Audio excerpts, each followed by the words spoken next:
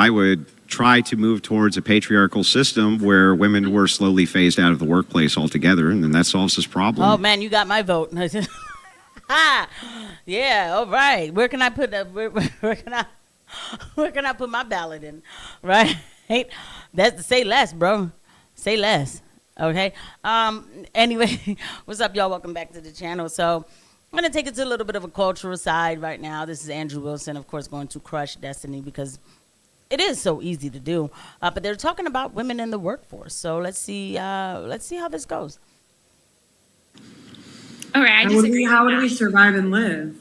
The same way that we survived and lived for most of our history, which is without women inside the workforce. Men would abandon their homes to go to other women. The first divorce case was because the guy ditched his wife and his kids and went to be with another woman. Which has what to do with anything? I'm a widow. Yeah. I mean, like, what would I do? What does it have to do with anything? It has to do with everything. And what does it have to do with it? Survive?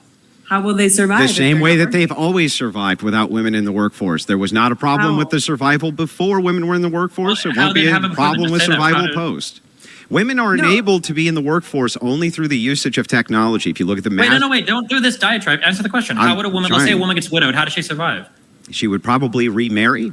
But not only that, the assets of the husband always have traditionally gone to the woman. Not only that, there's usually an obligation from the family of the person you were widowed from who's going to help you out. The man was doing everything right. So, I mean, all right, I do, like, you know, we'd have to really reconstruct a lot of social things, right, in order to make this happen. I will say, you know, the concern is there, of course, you know, so I guess we're talking about a world where marriage is like a thing that everybody gets to achieve, and, you know, and the woman could rely on the man. And if I could find somebody like that, I wouldn't care. And what he said is true. Like, you know, the man would take care of the woman after they get divorced, you know. And that's why things like that used to happen, because it's like, yo, you dipped out on your wife, so, you know, you leaving her high and dry. She can't go to work, so you got to pay for everything. So I get that point. But you can't really do it now, because we know that society is not built like that now, you know, and that's just a fact. It's just not. I wish you could, but it's not built like that now. By the way, guys, please don't forget to hit the like and subscribe button and the notification bell. Thank you to every eye that lands on these videos. Right. Like the man was just working hard. We can't assess all of society just based on what if risks of what if a meteorite strikes you. That's not fair. And I'm sorry. Hang on. Let me finish, lady. I'm sorry that a fucking meteorite might strike your husband and he might die, but we're not going to make a societal prescription based on that. That would be insanity. So yes, there's going to be some unfairness baked in, but we can't, unfortunately, alleviate all unfairness from every situation over all times. We can't do that. Isn't it common right now, though, that like the average savings rate is like negative for like people under 35? So basically every widow under the age of like 35 or 40 is just fucked? First of all, they're not fucked. If you were to reduce the women's participation in the workforce, you would see a massive increase in salary, more than likely, for men. That follows, in fact. No, it doesn't follow. How does it not? No, that is true. It doesn't follow because the number one indicator of like country. Well, it would follow because you have to pay the men more, even more, because now there's less people in the workforce. So I can see what he says. It follows. I like to watch these though, because Destiny gets so worked up. Like easily, and he hasn't changed. Like it doesn't matter how long ago they're from. He hasn't changed. He just is easily worked up. Becoming prosperous and successful is women entering the workforce and starting to own businesses. That's like one of the biggest indicators of it. Destiny, you're familiar with supply and demand, right? If you have less workers, do you have more of a supply of workers or less of a supply? You understand that when you go answer to my high question school, like I just answered yours. No, I'll answer your question. Then just say yes. The supply and demand X graph is an incredibly crude and simplistic way to analyze markets. Yes, of course, if you remove all the women from the workforce, the men will get higher wages. Then why the fuck did you just argue they wouldn't? What? Why did you just argue they wouldn't? Because every single economist in the world agrees with me and not you, Andrew. Agrees with you about what? You just agreed with me. Women are start to own businesses and enter the workforce. You just agreed with me and my position that if all women were exited from the workforce tomorrow, salaries for men would skyrocket. You literally just agreed with that. Trillion less dollars in our economy. Salaries might increase, Andrew. Do you think murdering half the U.S. population would be good for the economy? Because now you've got that's a red. Productivity. Like what happens? So hang on. So phasing. So let's just analyze what just happened here. He agrees with Andrew. Anybody can come to that conclusion. You remove people from the workforce. The demand is higher than the supply. The man will get paid more. Destiny agrees. But he says economists agree with him that women are in the workforce doing successful businesses. What does one have to do with the other? And then he says if we ended all of the people and then, half of the workforce, and then what are you talking about? And so this is how he debates. He brings up things that were not said. And so at that point, it's like you want to just say to him, like, that's not what I said. Like, you can go ahead and get as unhinged as you want to, but that's still not what I said.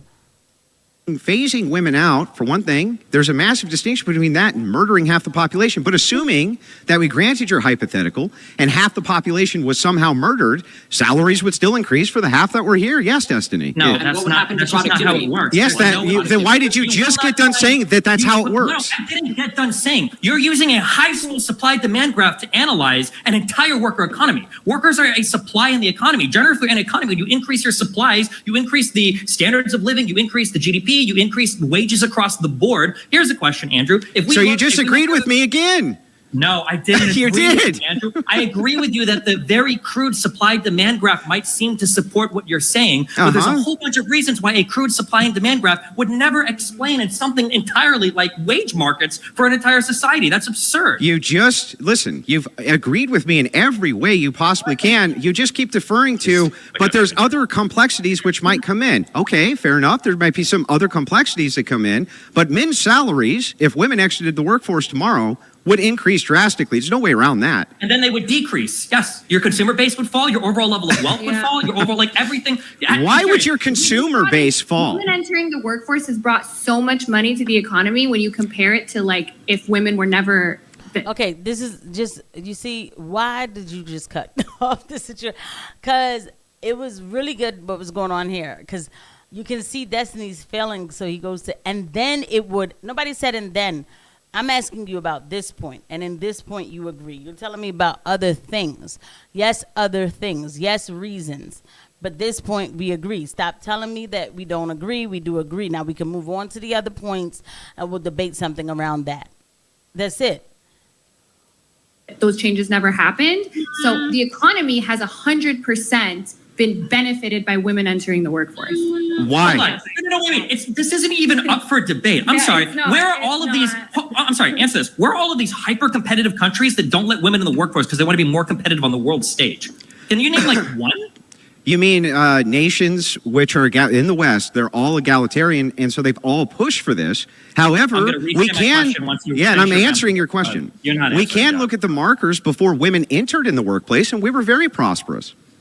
First of all, no, we're not. Yes, we were. We were very prosperous. Where are the countries that are outcompeting everybody else because they're like, we're not going to let our women enter the workforce because it's better for our country? Give me one. Okay, again, you're making. Answer and then we'll go to you. Listen, there's a distinction to be made here. That even if I can't, no, you're rambling. So I'm telling you the truth.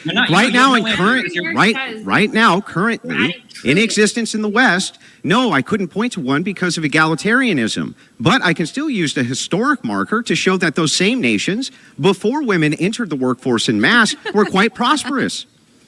Sorry. I think it's But what country doesn't have women working in it? Because for the person who's going to say Iran or something, I think maybe Afghanistan might be the only one. The people, they go to work there, okay? The women work. We've successfully done that across the world where we've, given them our values where women should go to work. Look, women can do whatever they want, right? But it's just not necessarily a thing that we need to fight for, of women working. And somebody will say, oh, you're just being a pick me, you just want to agree with Andrew. No, I'm just saying, it's not even a battle, right? And then now I'll have to do what would feel like the destiny thing of like, well, where are the other countries where this, where women don't work and then they're successful? We sanction a lot of countries. Now we do got to bring up the other things. We're talking about us here, okay? So let's just talk about us. But we do sanction a lot of other countries.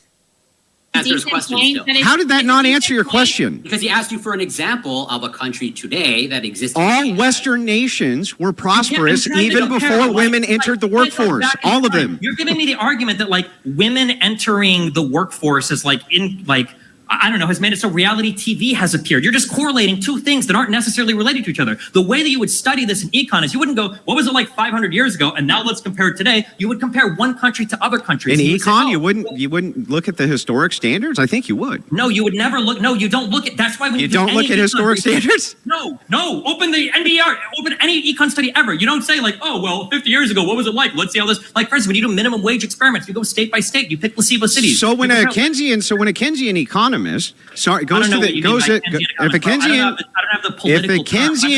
on, stop. Whatever economist you want, but I'll just say Keynesian. If a Keynesian economist goes in and to a government position and he wants to offer economic solutions, wouldn't he appeal to Keynes? And Keynes markets and solutions, and those market solutions are going to be based on those standards from that. What do you mean? No, you don't go up to a guy and you go, hey, what about Keynes? Hey, what about the 1950s? You do. No. Okay. So we always look at history when we, like, he's just saying whatever. And so that's what it is with Destiny. Destiny just says whatever, and it gets worked up because it doesn't go his way. And that's just it. That's it in a nutshell. I'll see you guys at the next one. Bye.